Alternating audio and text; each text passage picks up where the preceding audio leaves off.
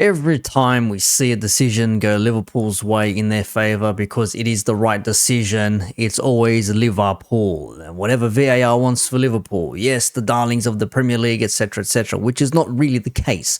It's not the case at all, because we're going to go through an article from ESPN which is going to explain to you that Liverpool have actually been on the receiving end of -4 calls, the worst off this season so far. An article by Dale Johnson, general editor for ESPN FC.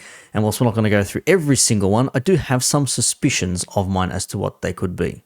Now, the most obvious one is the one that kickstarted this whole crusade against the PGMOL and referees in general, because they have been absolute dog shit, and it's the Luis Diaz offside goal against Tottenham, which was incorrectly given offside when it was actually onside. Everyone remembers it was the, good process, check complete, all that bullshit. We had Simon Hooper as the referee, Darren England and Dave Cook on VAR completely missed it, and he took the software operator or the video operator in that particular room to actually say, you guys happy with this? Like the on-field call is offside, not goal. So they got that one completely wrong.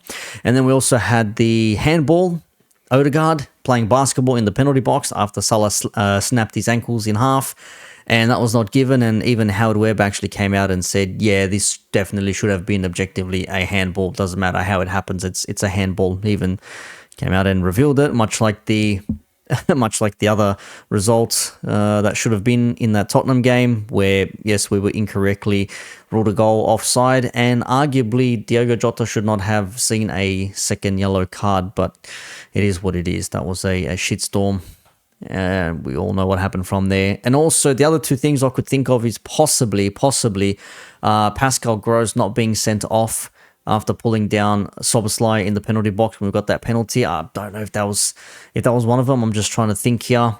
I think the other one would have been the disallowed goal versus Burnley for Harvey Elliott when Salah was shoved into an offside position, pushed. Harvey Elliott, nice little finish inside the near post in Burnley's goalkeeper, I forget his name, and just it was ruled offside because Salah was standing in an offside position, impeding the goalkeeper's view, which I thought was absolute bullshit. I mean, Salah's like half a body to the side, and he was shoved. No one checked the shove, but they checked that he was offside, so they completely missed that one. Fucked that one up again, and that goal was disallowed, but Jota scored in the 90th minute and got ourselves a nice 2-0 win there. We face them this weekend, so that should be fun. And in that Arsenal game, just to mention it, we had Chris Kavanagh, who allowed play to continue, and the VAR, David Coote, decided not to advise him to watch the incident again on the pitch side monitor. He thought he was okay with it. Absolute bullshit. The other two things it could be, or another few things, maybe the McAllister red card versus, I think it was it Bournemouth? Was it Aston Villa? It was one of the early games of the season. I can't remember who it was, but he got straight red card for a 50-50 challenge. That got rescinded because it was wrongly given. And maybe Jones versus Tottenham again, I'm not sure. Could be a few other situations, but they're the ones I could think of being the ones that we've been hard done by against.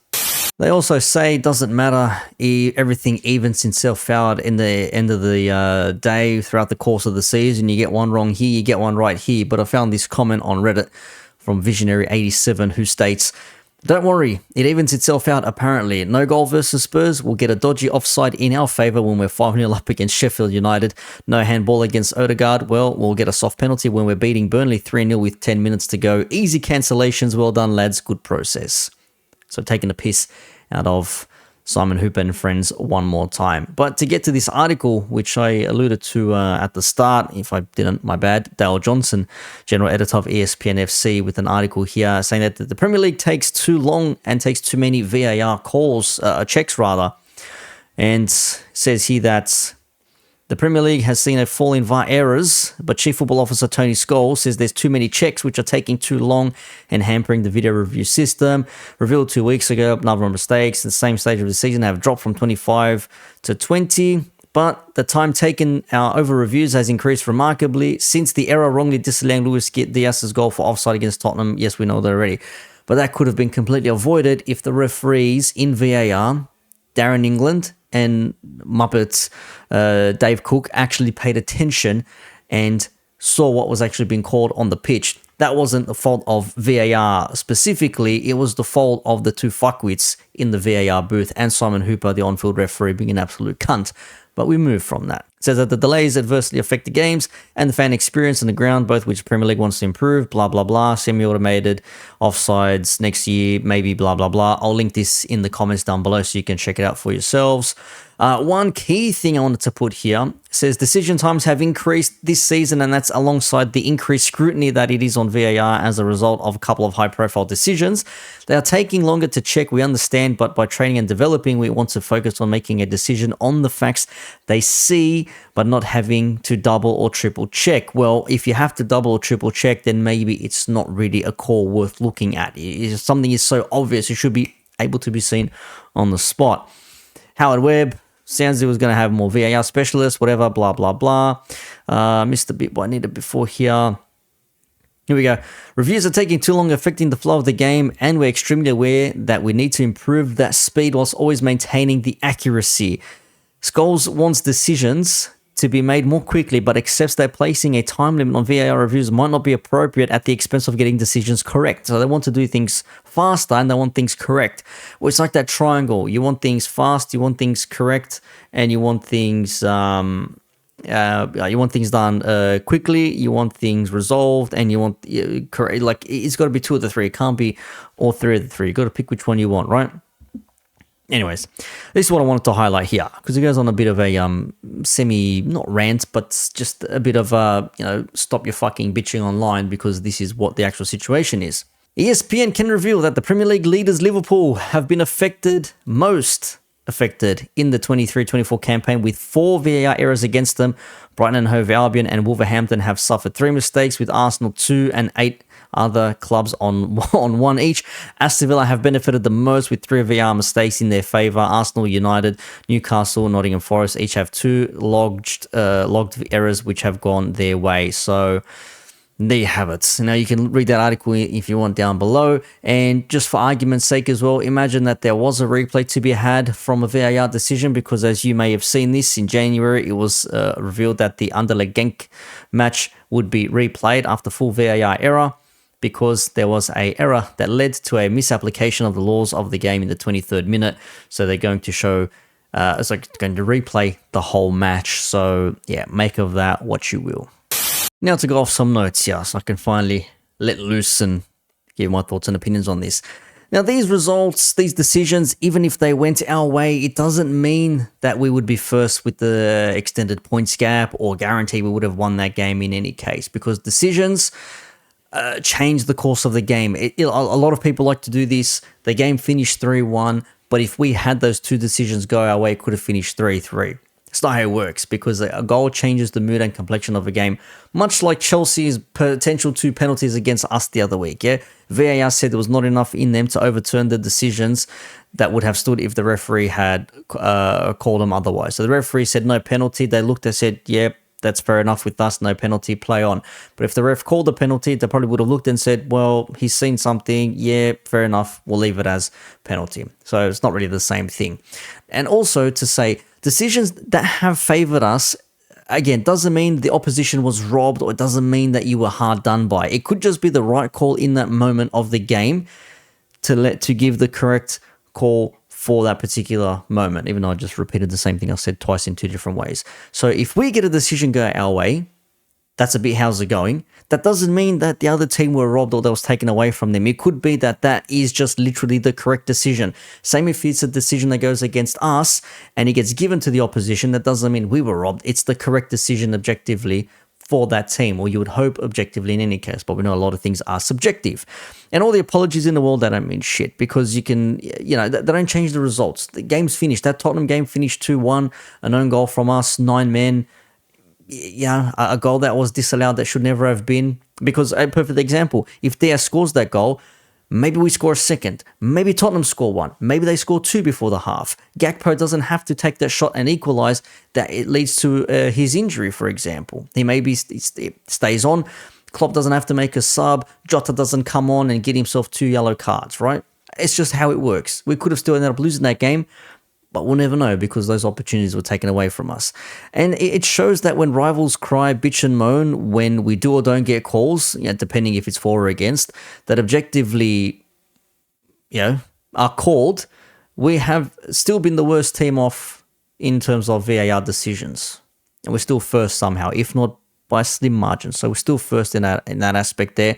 And I have said on-field calls are always going to be subjective, like penalties, handballs, red cards. I mean, on first glance, you're going to see something like we saw with the Odegaard handball at Anfield. Objectively, a lot of people said it's a handball, doesn't matter accidental or not. We've seen, far less handballs given, so that is a handball. And yet VAR says, nah, it looks like no handball. Referee didn't call handball because he saw it in a different way. It was a subjective call, and it sucks. And you can only call it objectively after the fact, once it's all done and dusted, which is the frustrating part, because once it's all said and done, once the full-time whistle goes, you can't reverse your decision, which is bullshit. That's what sucks. Yeah, red cards, penalties being the most obvious ones, and they're always going to be debatable. They're always going to have a conversation about those. Other clubs can fight their own fights when it comes to their own decisions and with things like this, but I will back them if something has massively gone wrong or against them.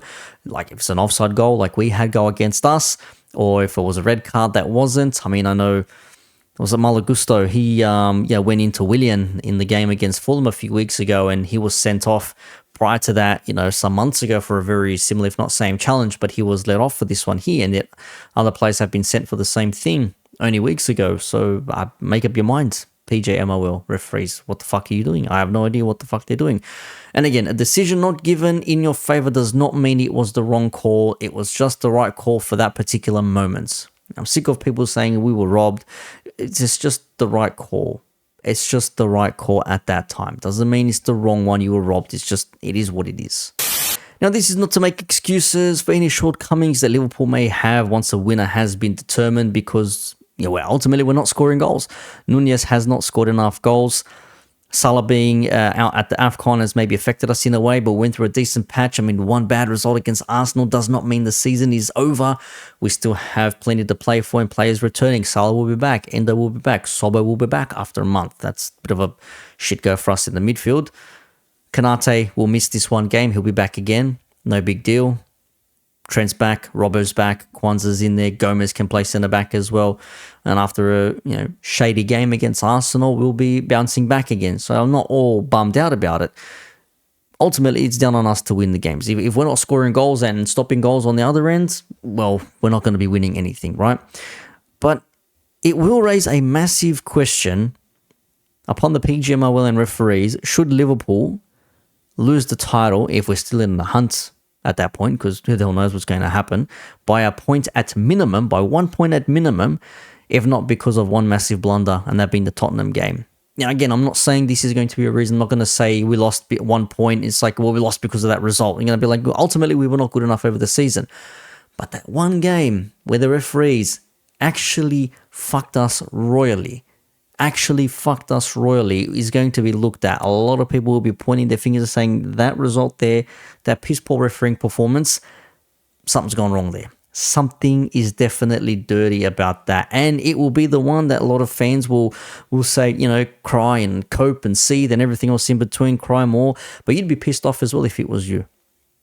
If it was a genuine objective refereeing decision that affected you, or rather, it should not have been a subjective call. It should be the correct objective call. If that affected you, I 100% believe that you would have absolutely flipped it as well. But that is what it is. VAR, dog shit against Liverpool, worse off than any other club, but we're going to be called LiVARpooll.